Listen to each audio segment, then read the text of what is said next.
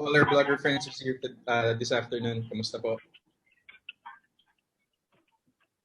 Ayan, ang fresh naman ni Alden for today. Diba? Okay, so hindi natin mapatagalin to. So for our first question, will be coming from Miss Kate Adahar. Miss Kate? Hi, good afternoon. Hi, Alden. Congratulations.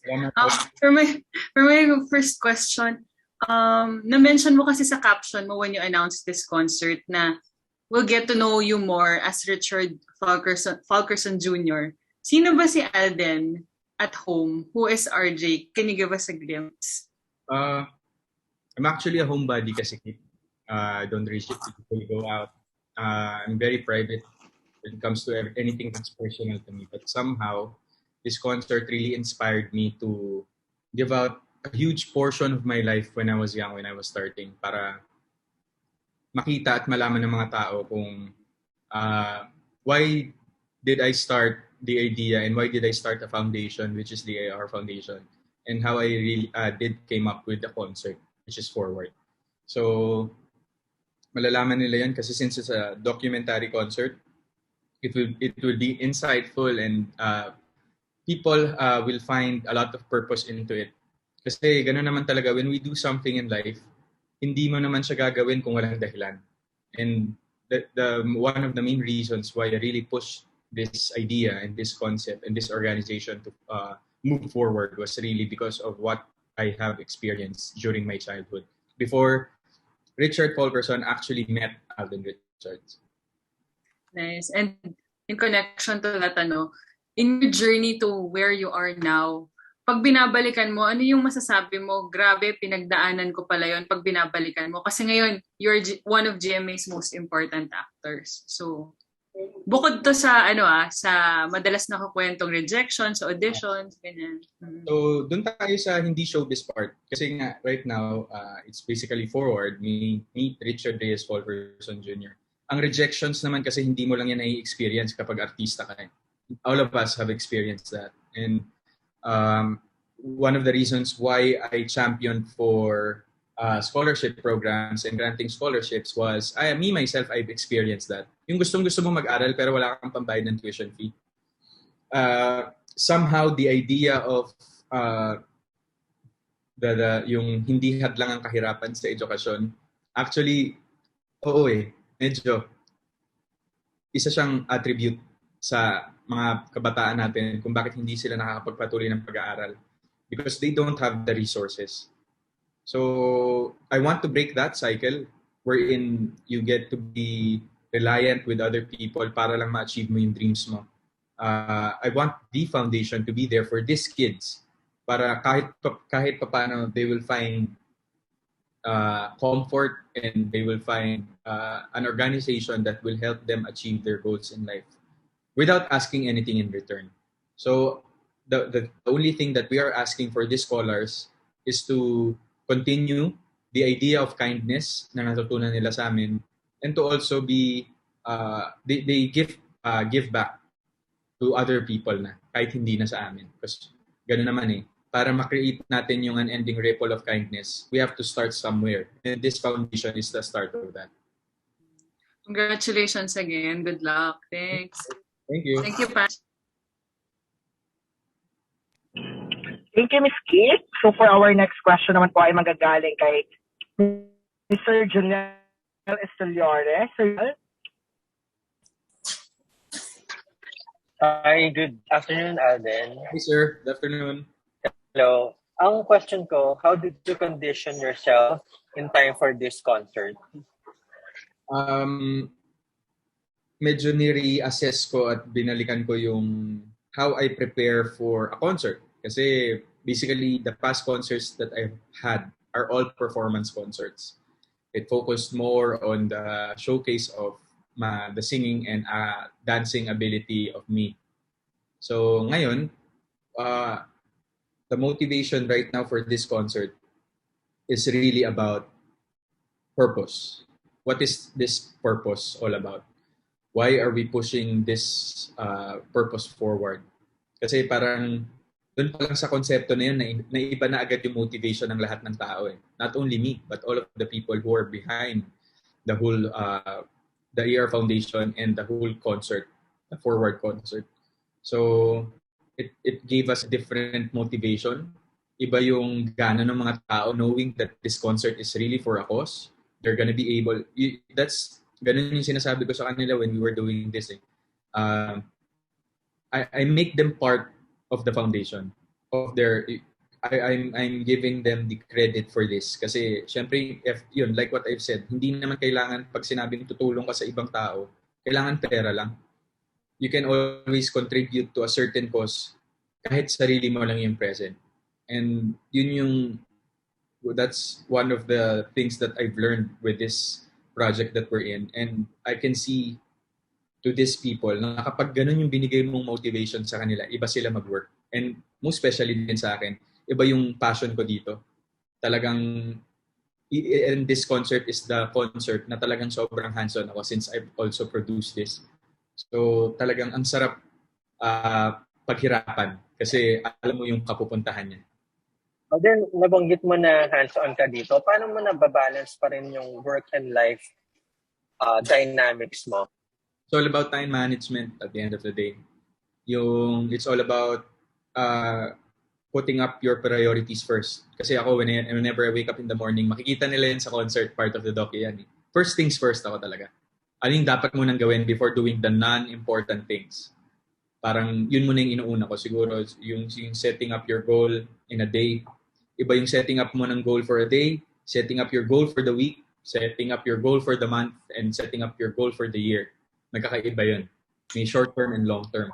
So that's also the reason why siguro I was able to come up with this despite of my busy schedule. Kasi I strongly believe that the word busy is just an excuse para hindi mo magawa yung mga bagay na dapat mo pang gawin, na dapat bigyan mo ng importance. So, busy kasi ako Busy ako sa ganito. It's just an excuse. It's all about time management. And I guess isa yun sa mga na-master ko since ng pandemic. Nabanggit mo naman ngayon yung pandemic. Ngayon kasi, virtual pa. How much do you miss? How much do you miss seeing crowds and fans? Especially, ngayong nagluluwag na tayo, paparating na yung talagang in-person na. Yes. Na concert at saka premiere night. Malungkot siya in the past years na that we've been all in this situation.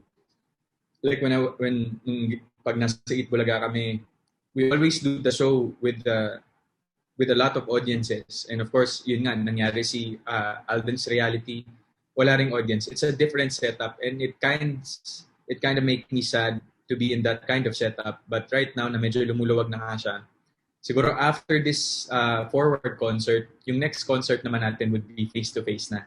Kasi ang dami na ring bansa na nag-open for it. So, syempre susunod na rin tayo doon. But right now, digital muna tayo for the beginning of the year because this will air on January 30. At least, syempre, para ma-champion din natin yung cause ng foundation.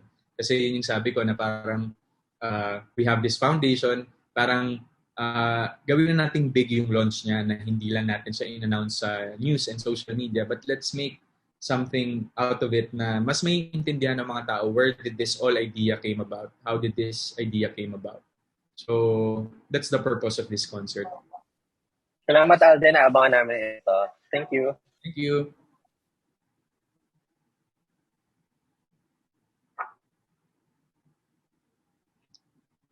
So much, Sir Jonel Esteliore.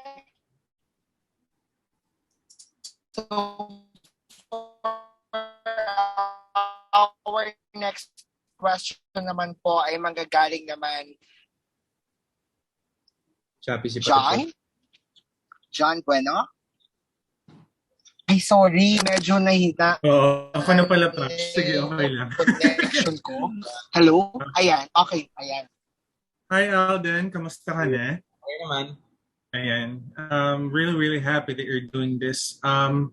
What has been the part of the whole journey as Alden Richards made you realize that you need to help other people? Actually, it's not really the journey of Alden, but the journey of Richard Faulkerson. Mm-hmm. That I realized.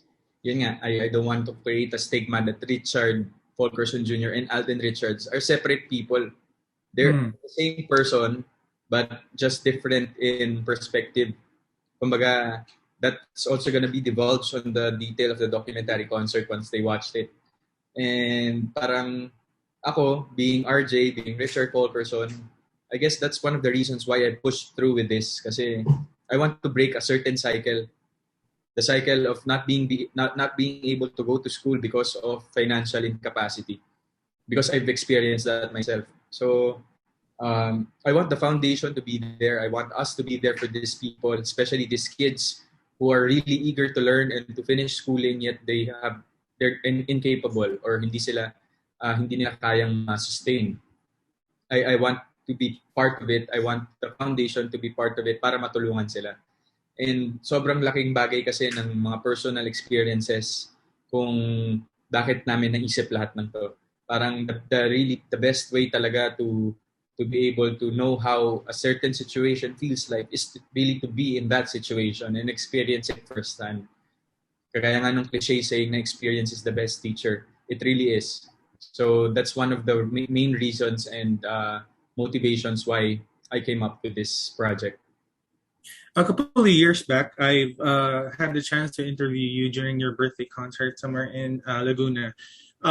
During that time, I asked you a specific question that, and you answered like you would give your time. I mean, you would give yourself time for love and relationship during this year.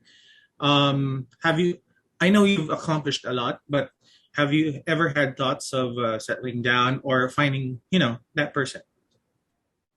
I guess the objectives and goals for different people changes depending on the circumstance that will come their way, especially now. Mm-hmm. And love is just there. Andyan lang yan. And apparently, dun sa time na I wanted to, I'm really open about it. Dumating to eh. And this will help a lot of people. This will parang give more reach and mas sarap siyang gawing legacy sa buhay. Kasi nandyan lang yung love. And I get the whole stigma of love when it comes to the Philippine showbiz industry.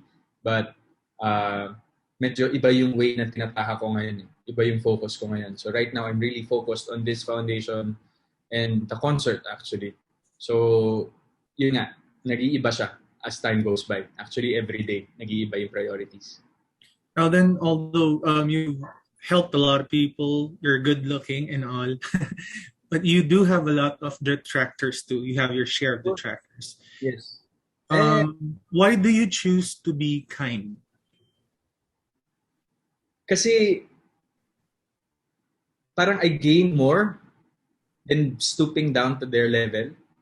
I mean, to all celebrities, parang being the bigger person and being the better person is what really counts.